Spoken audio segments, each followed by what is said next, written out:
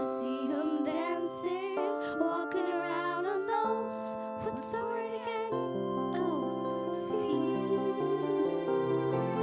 Flipping your fingers, you don't get too far. Legs are required for jumping, dancing, strolling around on those, what's the word again? Street. Up where they walk, up where they run, up where they stay all day in the sun. 1, 2, 3, wish I could be yours. What would I give if I could live out these waters? What would I pay to spend a day warm on the sand? Bet you land, they understand, but they don't reprimand their daughters.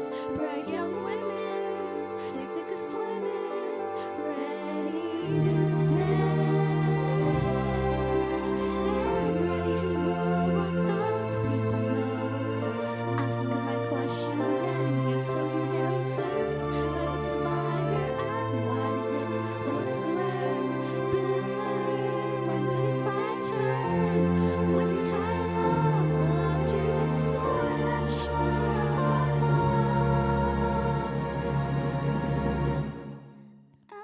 of the sea? Wish I could be part of that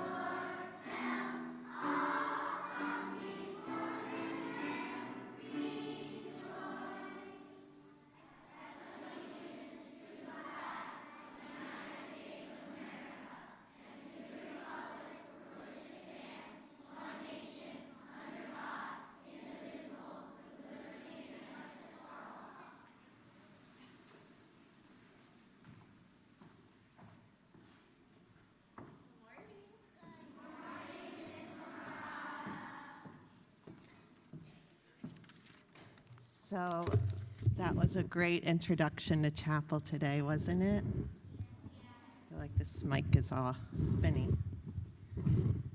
Okay. Fixing this for you, Ryan.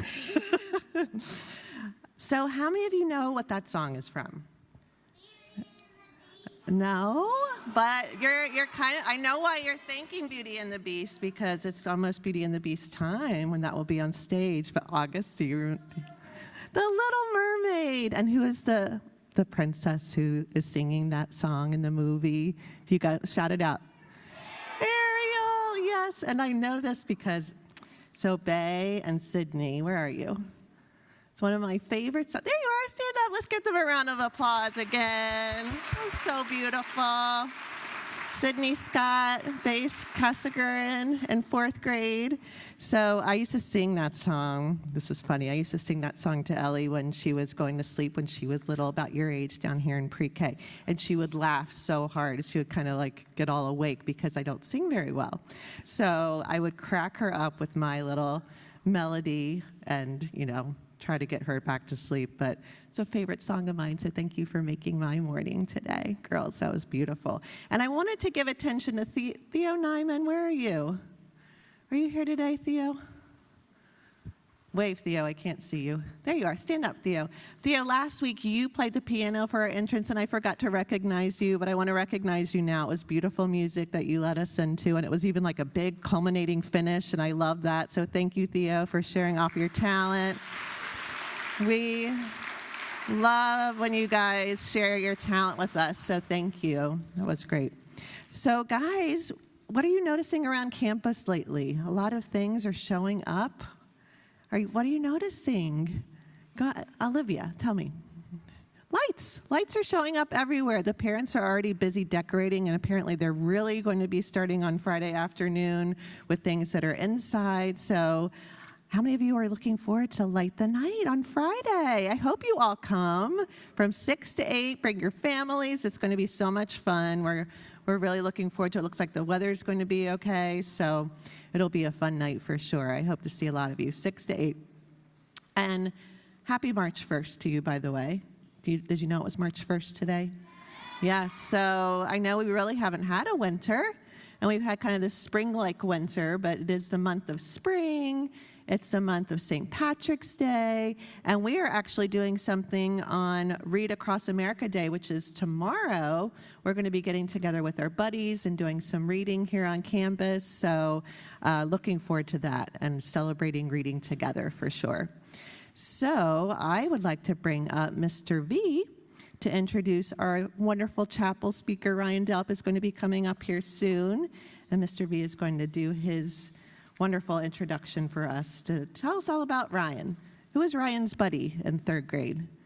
Is that Noah Schilling, I think? Noah's buddy is going to be giving chapel today, so that's exciting. Here you go, Mr. V.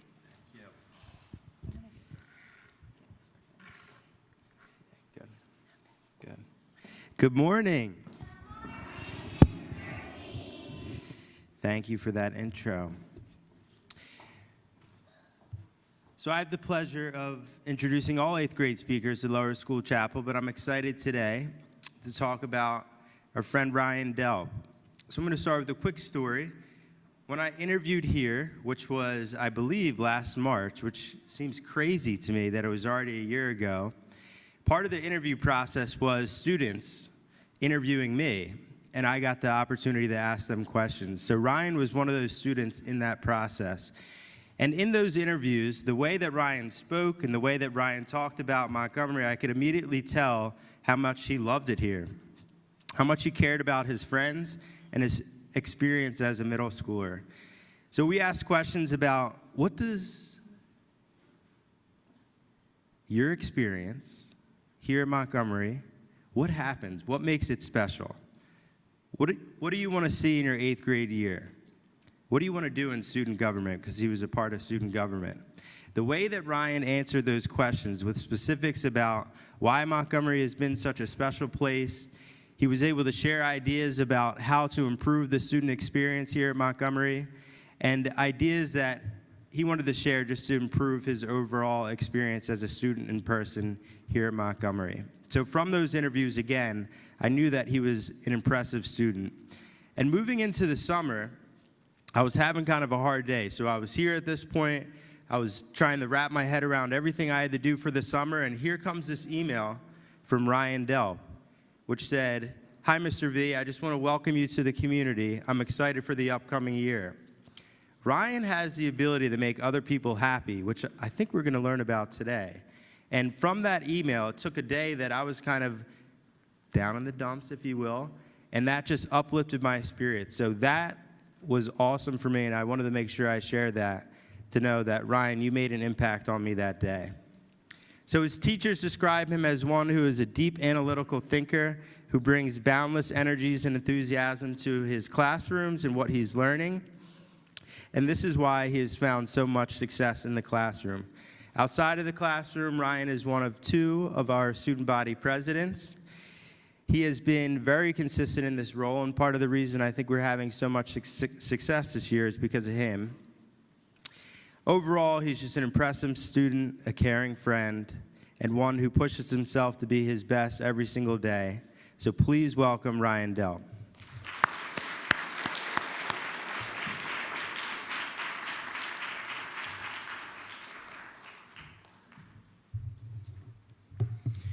Thank you, Mr. V, for that kind introduction.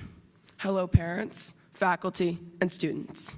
My name is Ryan Delp, and today I will be talking to you about how to find your happy place.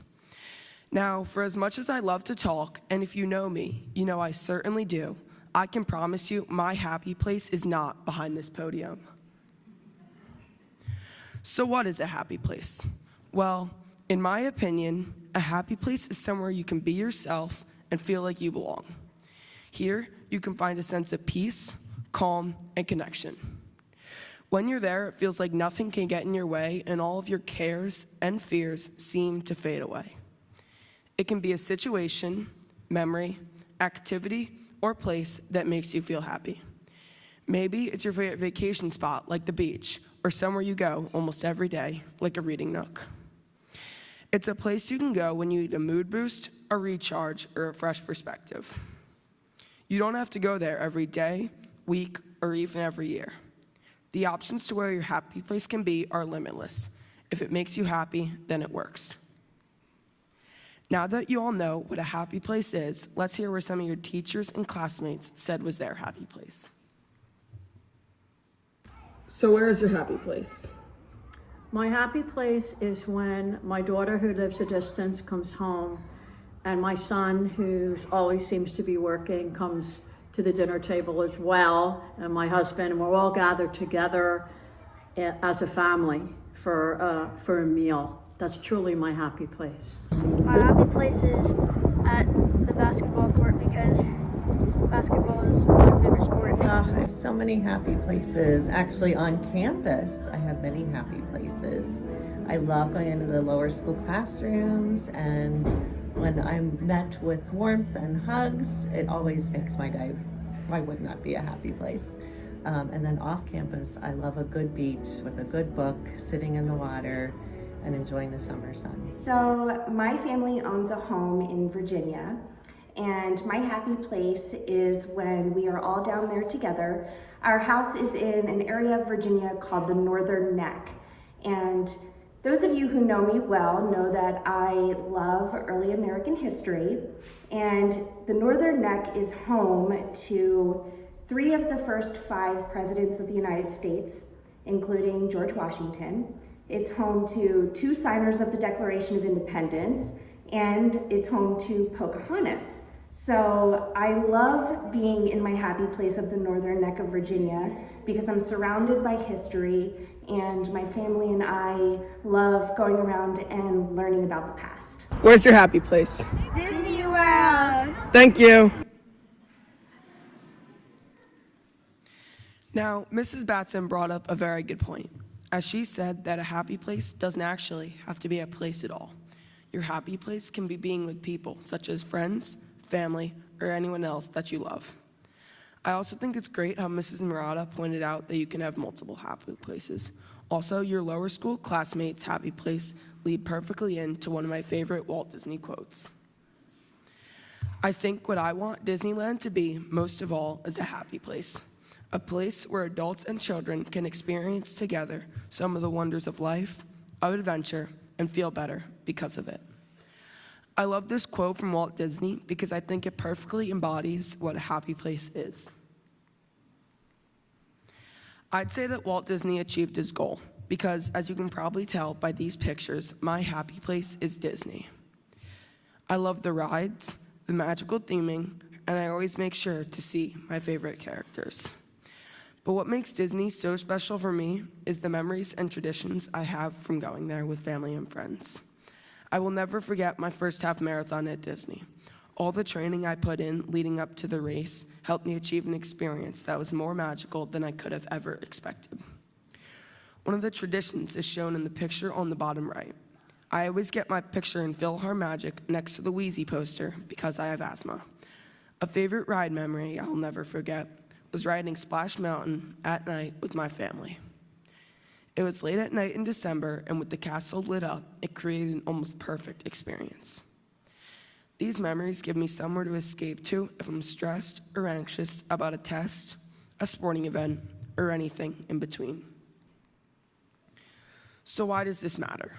Well, as I just mentioned, Happy places give you somewhere to physically escape to if you're upset, or you can just close your eyes and picture yourself there instead.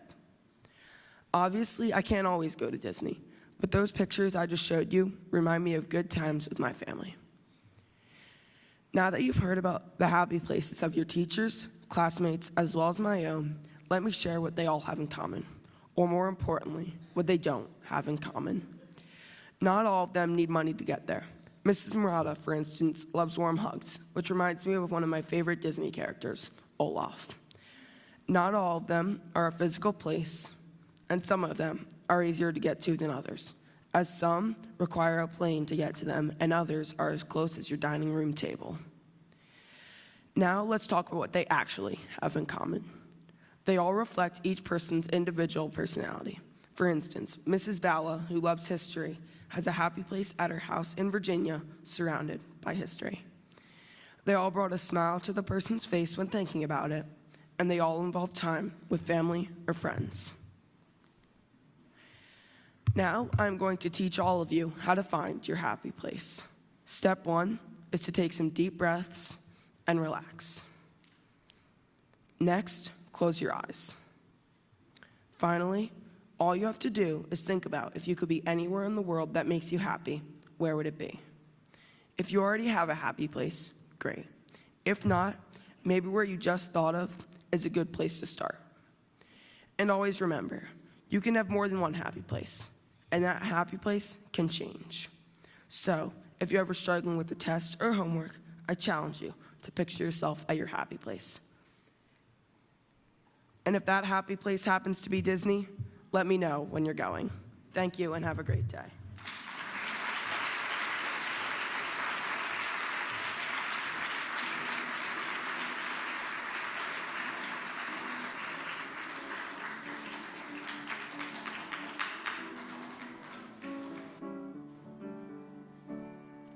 Look for the bare necessities, the simple bare necessities. Forget about your worries and your strife. I mean the bare necessities, oh Mother Nature's recipes that bring the bare necessities of life. Wherever I wander, wherever I roam, I couldn't be fonder of my big home. The bees are buzzing in the trees to make some honey just for me. When you look under the rocks and plants and take a glance at the fancy ants and maybe try a few, the bare necessities of life will come to you. They'll come to you. Look for the bare necessities, the simple bare necessities. Forget about your worries and your strife. I mean the bare necessities, old Mother Nature's recipes that bring the bare necessities of life. Wherever I wander, wherever I roam, I couldn't be fonder of my big home. The bees are buzzing in the tree to make some honey just for me. When you look under the rocks and plants and take a glance at the fancy ants and maybe try a few, the bare necessities of life will come to you. They'll come to you. Thank you. Have a great day.